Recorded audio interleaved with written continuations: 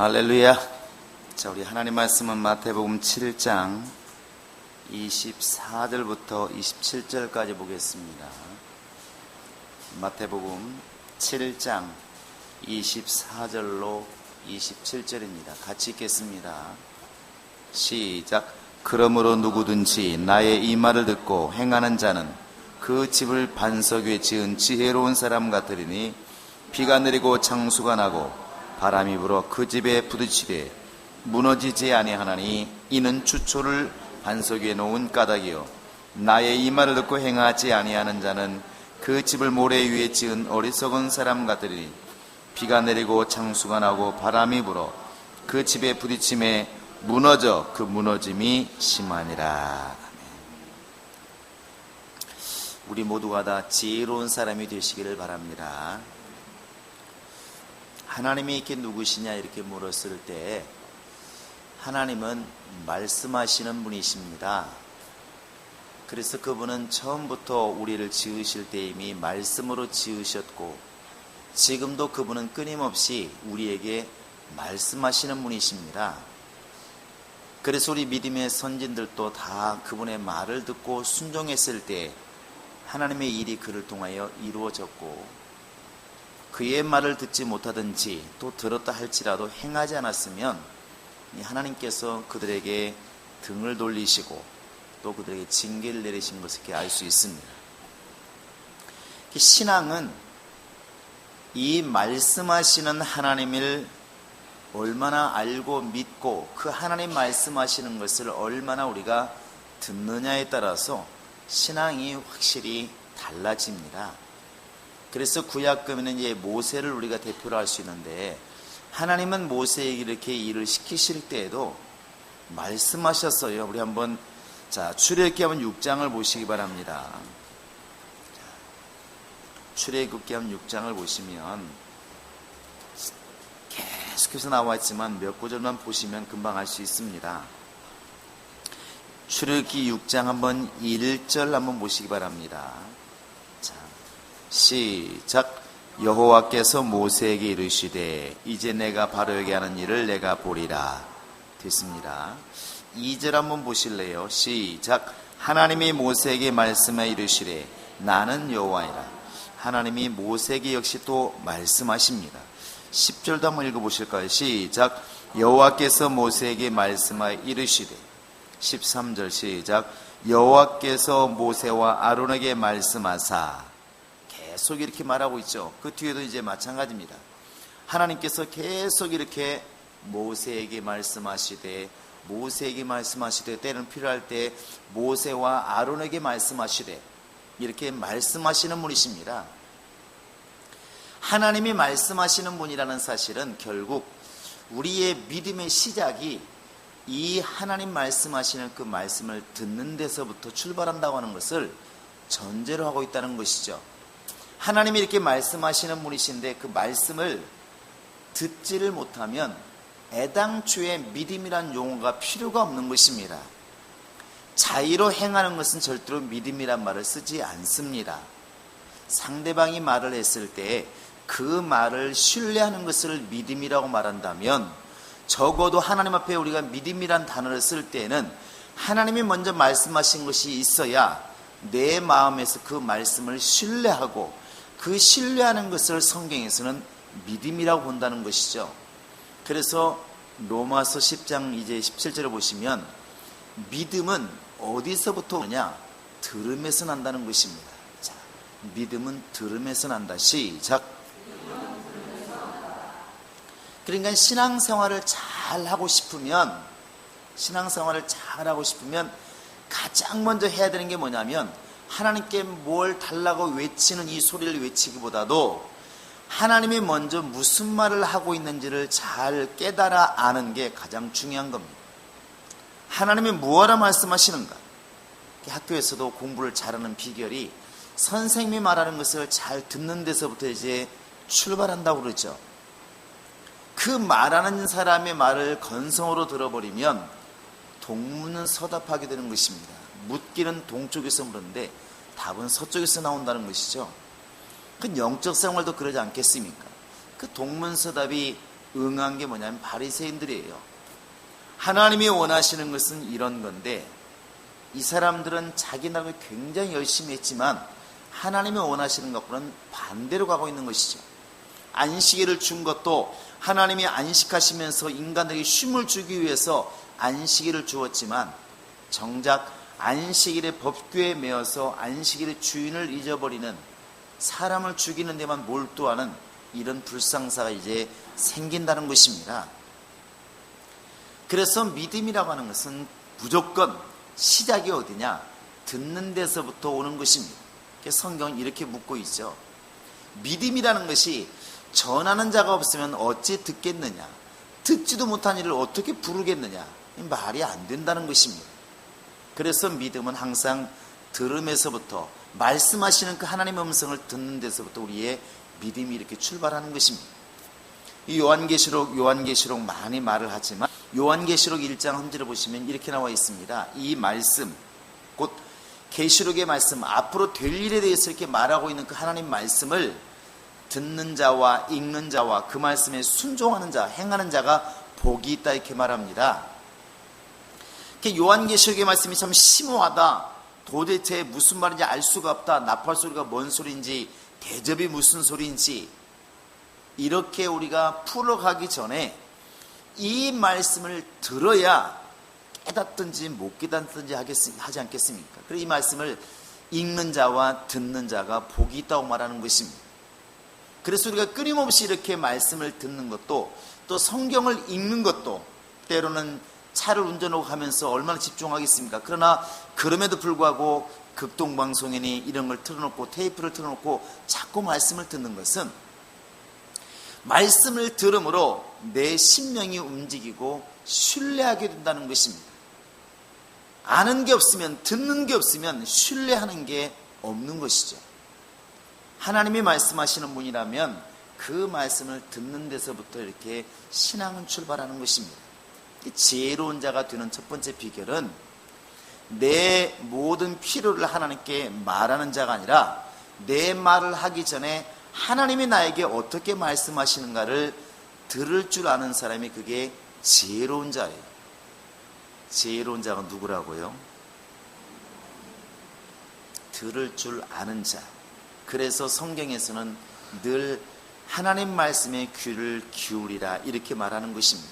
하나님 인간을 지으실 때에 입은 하나를 만들어 놓으셨고 귀를 2개를 만들어 놓았다고 그러죠. 그래서 듣기는 2배를 하고 말하기는 어떻게 하라고? 하나만 하라고.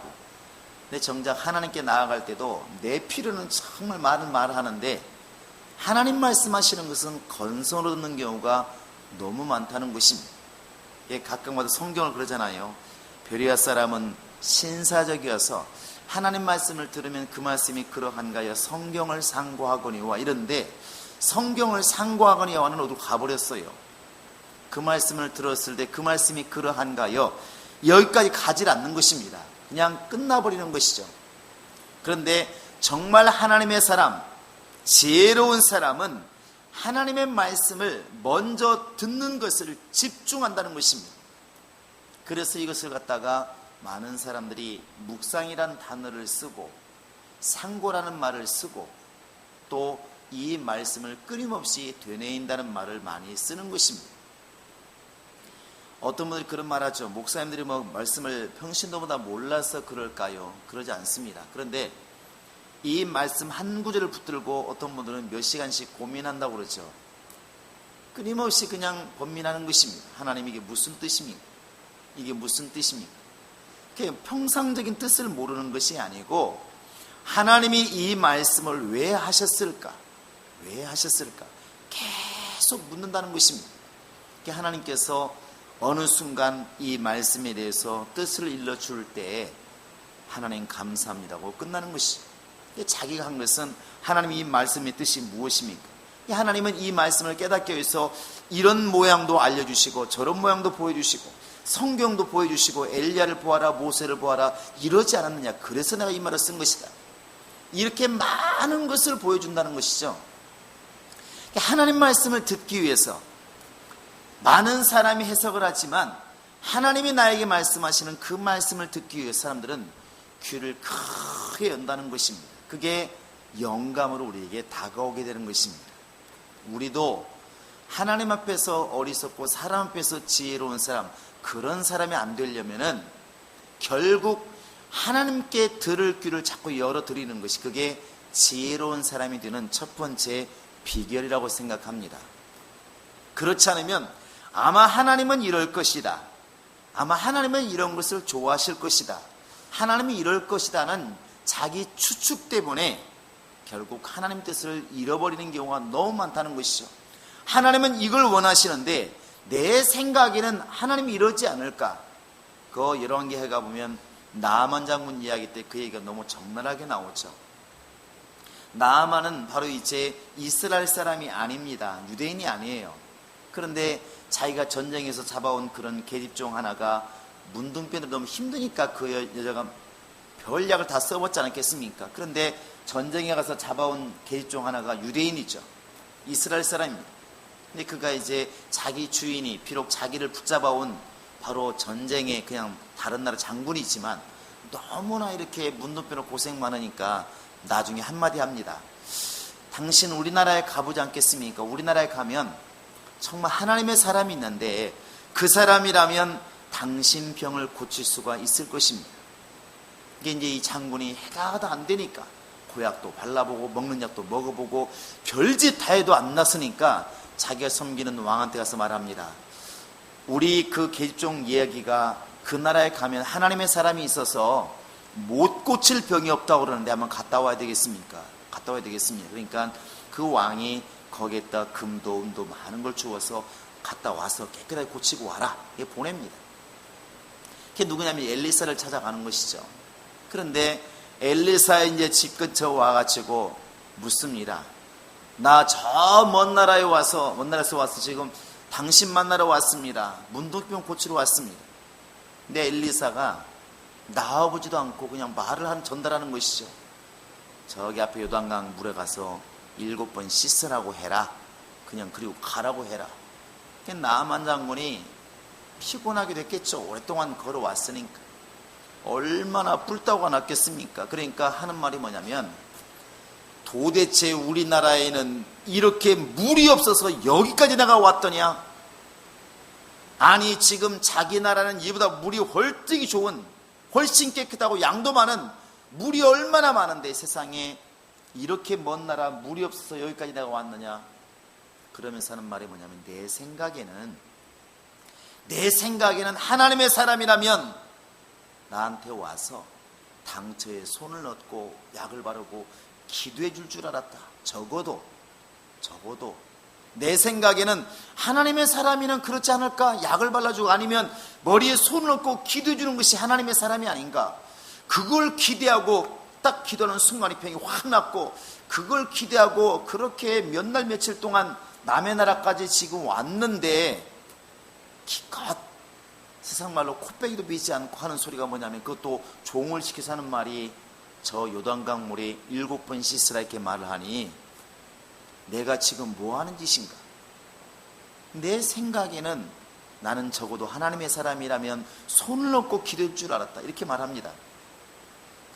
이때 생각이 하나님의 사람과 나아만 장군의 생각이 다르다는 것입니다. 그런데 많은 사람들이 나아만처럼 자기 생각이 있다는 것이죠. 하나님께 나아갈 때 하나님이 이렇게 하면 기뻐하시겠지, 하나님이 저렇게 하면 기뻐하시겠지, 내 생각엔 하나님이 이렇게 역사하실 것이다 하는 자기 나름대로 법이 있다는 것입니다. 그런데 이 법이 하나님 말씀하시는 그 말씀에 위에 가버리면 그 자체가 교만이고 망하는 것입니다. 신앙은 도대체 이해가 안 되어도 하나님 말씀 앞에 순종하는 것이, 그게 믿음으로 나아가는 지름길입니다. 여러분, 많은 비유를 너무나 많이 들었지만 베드로 이야기를 또 안 할 수 없지 않습니까? 베드로가 밤을 새워 고기 잡습니다. 뱃일이라는 게 얼마나 힘듭니까? 그물 한번 내렸다 올리는 게 얼마나 버겁겠습니까? 밤새도록 내렸다 올렸다 내렸다 올렸다 했는데 고기를 잡은 게 없습니다. 야, 오늘 또 빈손으로 돌아가는구나. 새벽에 지쳐서 이제 빨리 집에 밥이나 먹겠다 하고 돌아오는데 예수님께서 배 오른편에 깊은 곳에 그물을 내리라. 말씀하십니다. 베드로가 딱 한마디 하죠. 내가 밤이 맞도록 고기를 잡았지만 잡은 것이 없지만은 해봤다는 것이죠. 그러나 주의 말씀에 의지해서 그물을 내리리이다 이렇게 말하죠. 사실 이게 믿음이거든요. 그 앞에 하는 이야기, 내가 밤이 맞도록 고기를 잡았지만 수고했지만 잡은 게 없습니다. 이건 내 생각이에요. 내 생각에는 헛수고라는 것이죠. 해봤습니다, 예수님. 그러나 예수님께서 말씀하시니까 내가 피곤하지만 힘들지만 밤새야 됐지만 내가 주의 말씀 의지해서 한번 그물을 내리리이다. 그 예수의 말씀을 듣는 그것이 결국 고기를 잡는 역사, 예수를 다시 한번 보게 되는 역사가 벌어진 것입니다. 그래서 하나님이 누구시냐? 말씀하시는 분이시다. 이렇게 우리가 말씀하시는 분이라고 외칠 것이 아니라 말씀하시는 분이라면 듣는 사람이 있지 않겠는가? 그 듣는 사람이 내가 될 때 우리에게 믿음이 되는 것입니다. 그래서 성경은 누구에 기록되어 있느냐? 모든 인류가 이 성경을 다 볼 수 있어요. 하지만 누구나가 가질 수 있다고 누구나가 믿음을 가진 것은 아닙니다. 그래서 소아시아의 7교회에게 하나님께서 말씀하실 때, 성령으로 말씀하실 때 반드시 단서를 붙인 게 있습니다. 무슨 단서냐면 성령이 교회들에게 하시는 말씀을 들을지어다, 이 말을 단서를 붙이면서 꼭 붙인 말이 있습니다. 귀 있는 자는, 이렇게 되어 있어요. 귀 있는 자는. 이렇게 언젠가 말씀드렸지만 우린 귀가 없나요? 다 귀 있습니다. 그런데 그 말은 뭐냐면 들을 수 있는 사람, 들을 수 있는 지혜가 있는 사람, 하나님 말씀을 하나님 말씀답게 들을 수 있는 사람, 그런 뜻 아니겠습니까? 육신의 귀를 말하는 것이 아니라는 것이죠.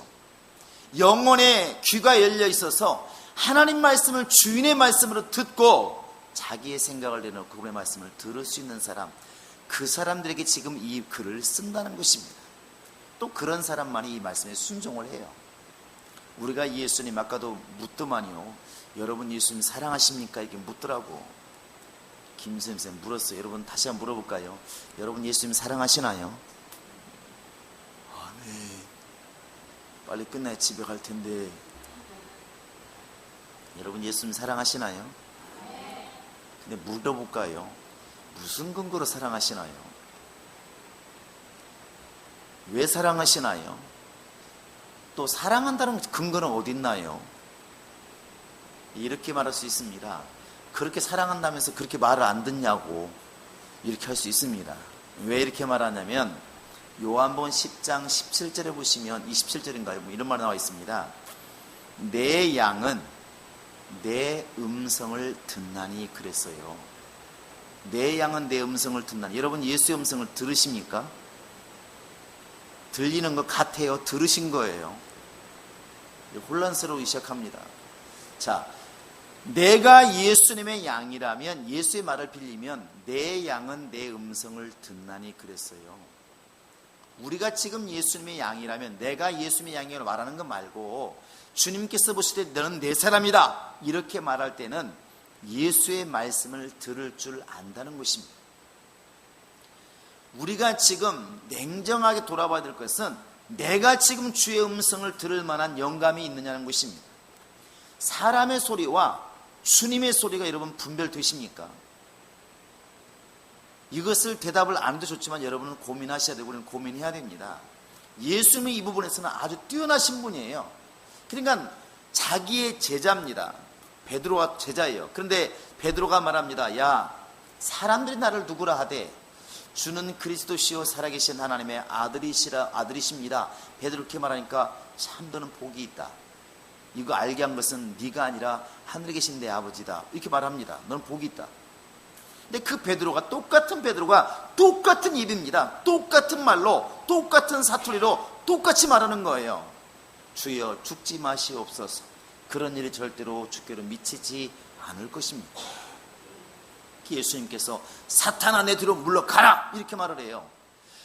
베드로는 주는 그리스도시요 살아계신 하나님의 아들이십니다 이렇게 말을 하고, 만약에 요한이 죽지 마소서 그랬으면 이해가 가요. 베드로는 믿음이 좋은 사람, 요한은 믿음이 없는 사람, 이렇게 이해할 수 있는데 사람은 그렇게 구별하잖아요. 예수님께서는 베드로라고 하는 그 한 사람이 똑같은 언어를 쓰고 똑같은 사람이지만 그 사람의 입을 통해서 나오는 그 말이, 저 말은 하나님의 감동으로 나오는 말이고 저 말은 지금 사탄에게 지금 매여서 사탄 입장에서 하는 말이라는 것을 너무나 명확하게 구별하고 있다는 것이죠. 구별하고 있다는 것이죠. 영감이 바로 그거 아니겠습니까? 요한일서 4장 1절에 보시면 너희 안에 있는 영이, 너희를 감동시키는 영이 하늘로부터 온 영인지 세상으로부터 온 영인지 분별하라 그랬습니다. 우리 이것을 영분별이라 말을 해요. 그런데 하나님의 사람이기 때문에 항상 하나님의 말씀이라고 우리가 믿고 있다면 우리는 지금 반쪽밖에 모르는 겁니다.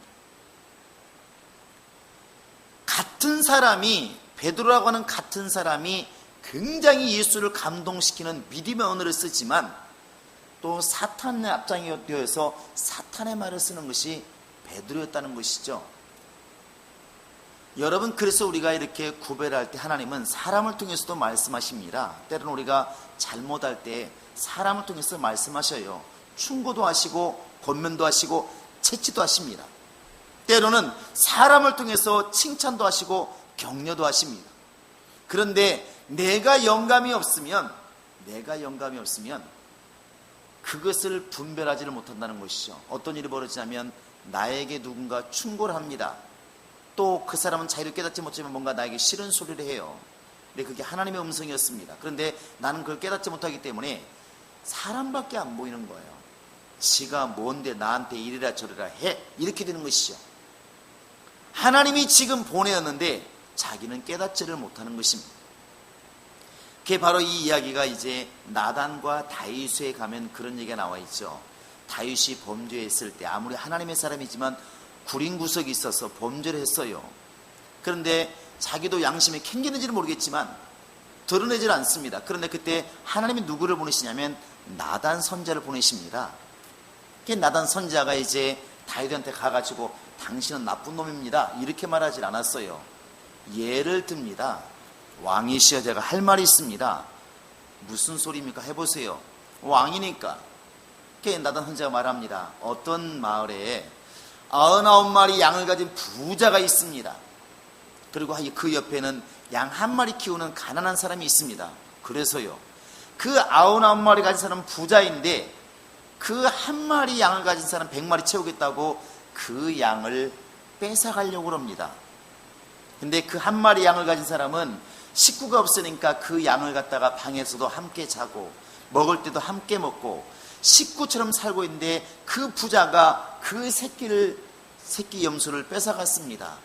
그러니까 왕이 그런 나쁜 놈이 어디 있냐고. 그러니까 나단이 이렇게 말하죠. 당신이 그 사람인데요. 가난한 사람인데 당신이 바로 그 부자인데요. 이렇게 말하니까 다윗이 바로 회개를 합니다. 바로 회개를 해요. 그러니까 다윗은 적어도 하나님의 음성을 사람을 통해서 오든 하늘에서 울리든 환상을 통해서든 소리를 통해서 오든 하나님의 음성을 어떻게든 분별해 들을 수 있는 영감이 있었다는 거예요. 그러니까 바로 회개하는 것입니다. 바로 회개하는 거예요. 그런데 바로 앞에 왕이었던 사울 왕은 분별력이 없는 것입니다. 그래서 사무엘이 와서 꾸짖습니다. 왕이시여 왜 이렇게 행동했습니까? 적군을 다 죽이라면 죽여야 되고 제사를 드리지 말아야 되는데 왜 이렇게 했습니까? 당신 망령되게 행동했습니다. 그러면 회개합니다 이렇게 나와야 되는데 뭐라 말하면 핑계를 댔죠. 적군은 쳐들어오고 백성은 흩어지는데 당신 오지 않고 내가 어떻게 했으면 좋겠습니까? 또 적군을 이겼을 때도 양과 소와 모든 사람을 다 쳐 죽이라 주님께서 말씀하셨습니다. 왜 그래야 하나님 말씀이 이루어지니까. 원래 그러기로 했으니까. 그런데 소 살찐 거 죽이지 않고 여자들을 죽이지 않고 잡아옵니다. 사무엘이 그러니까 막 소 울음소리 나니까 이게 뭔 소리입니까? 묻습니다. 사울왕이시 뭔 소리입니까? 다 죽여야 된다. 내가 하나님께 제사하려고 좋은 소들을 가려두었습니다. 하나님의 말씀을 첫 번째 어기고 그 어긴 것을 하나님의 사람이 와서 깨우쳐 주어도 계속 변명만 하고 있다는 것입니다. 그러니까 지금 그 사울왕의 눈에는 사무엘이 보이는 것이 아니라 아니 하나님 보이는 게 아니라 사무엘밖에 안 보이는 것입니다. 그게 영감이 없는 것입니다. 우리가 지금 기도해야 될 이유가 여기 있는 것입니다. 하나님의 음성을 들을 줄 아는 그런 지혜, 그런 분별력, 그런 영감이 우리에게 있어야 된다는 것입니다. 할렐루야. 내 영혼아 주의 음성을 분별하자. 시작.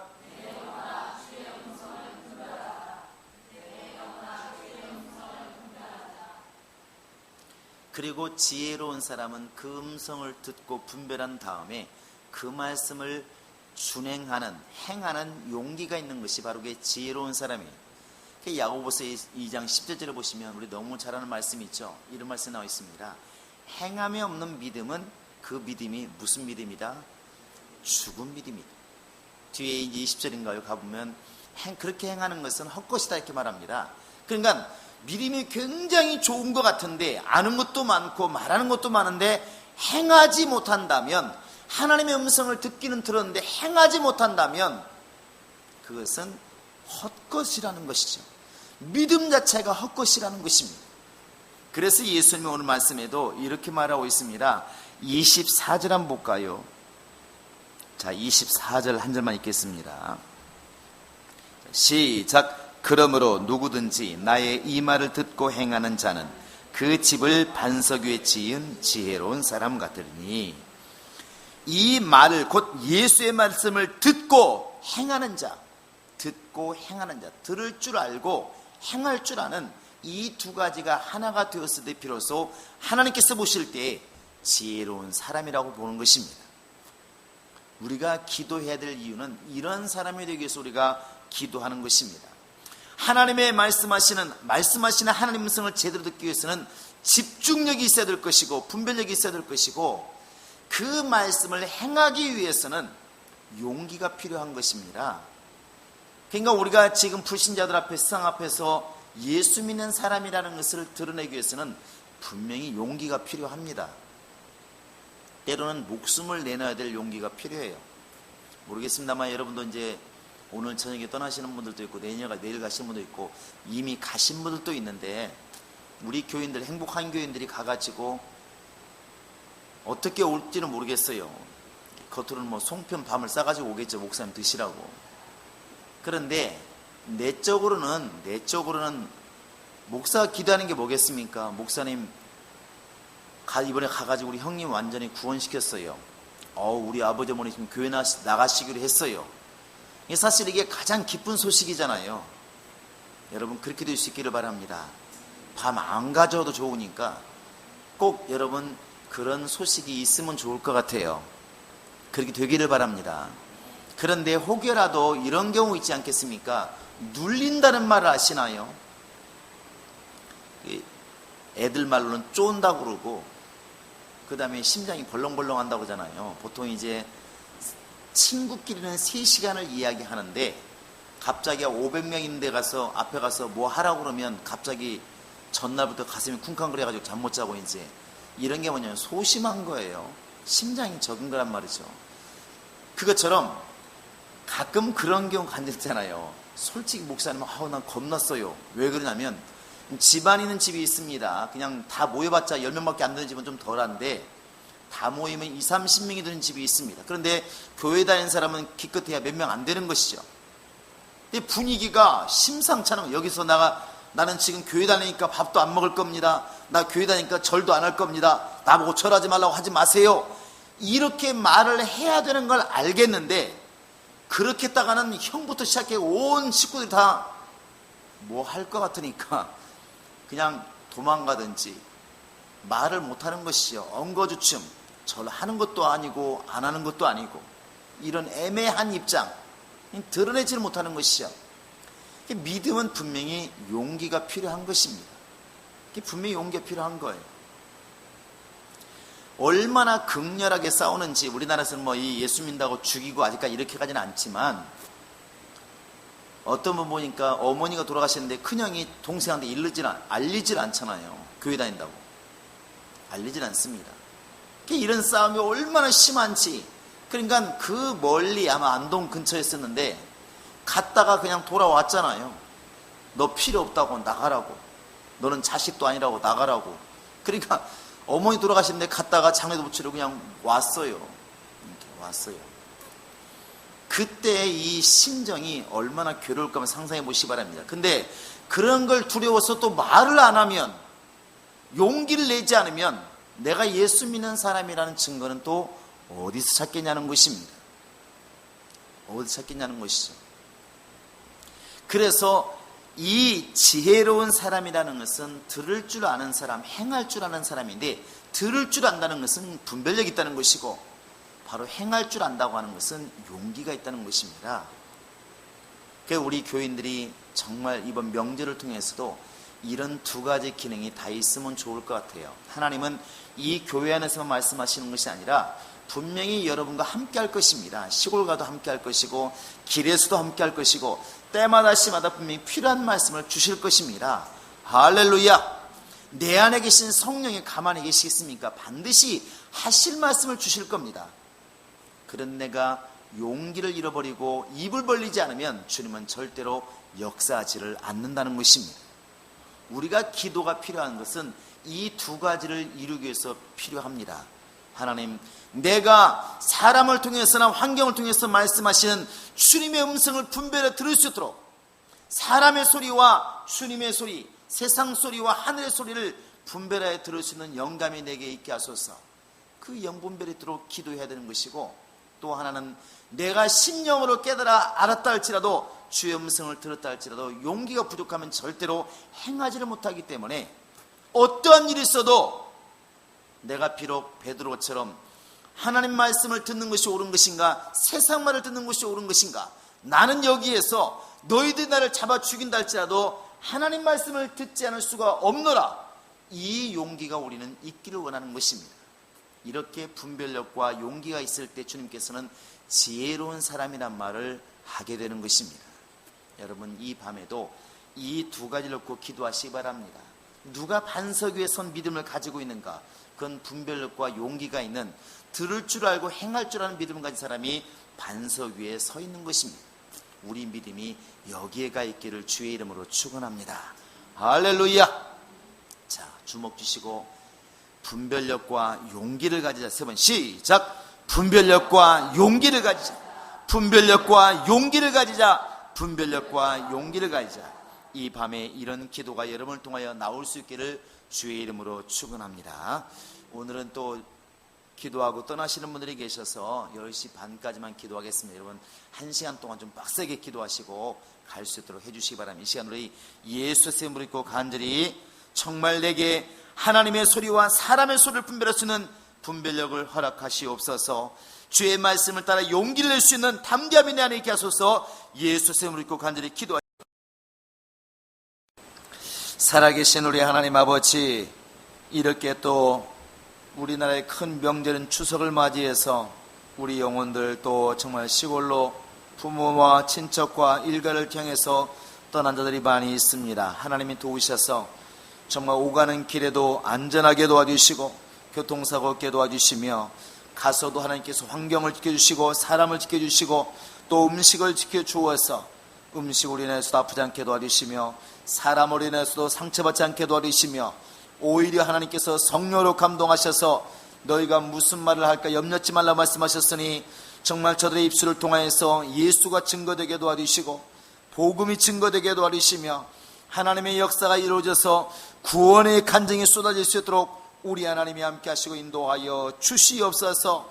정말 주 앞에 돌아올 때에 기쁨으로 돌아온 전도자들과 같이 정말 가정을 구원했다는 그런 기쁨의 간증이 쏟아지게 도와주시고, 하나님이여 돌아올 때 큰 은혜가 있도록 하나님이 도우시고 인도하여 주시옵소서. 이제 또 다음 주에 있을 정말 체육대회 가운데도 하나님 도우셔서 우리가 한 몸 한 지체라고 하는 것을 깨닫는 그런 체육대회가 되게 도와주시고, 준비하는 자들이나 참여하는 모두가 다 하나님의 성령으로 정말 준비하며 참여하게 도와주시며, 이런 체육대회를 통하여서 우리 모두가 다 다시 한번 예수의 몸된 교회를 체험할 수 있도록 도와주시고, 마음이 하나 되게 도와주시고 뜻이 하나 되게 도와주시고, 우리가 똘똘 뭉쳐서 이 가을철에 큰 부흥을 이루는 기초가 될 수 있도록 역사하시고 인도하여 주시옵소서. 이 저녁에도 주 앞에 나올 때 예물을 준비하여 드린 모든 손길을 기억하셔서 저들이 주 앞에 물질을 드렸으니 물질의 열매를 거두게 도와주시고 이 땅에 사는 날 동안에 건강도 환경도 가정도 평안할 수 있도록 우리 하나님이 함께 하시고 인도하여 주시옵소서.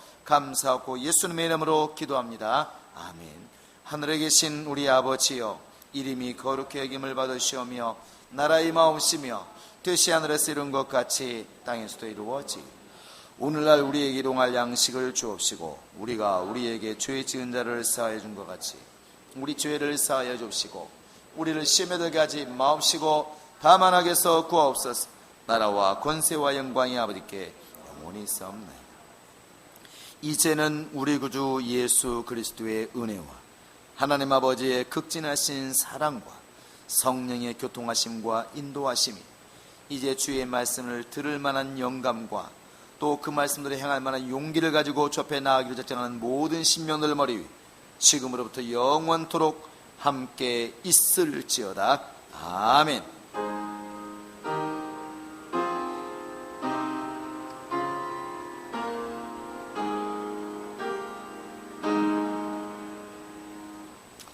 모든 영혼들 위해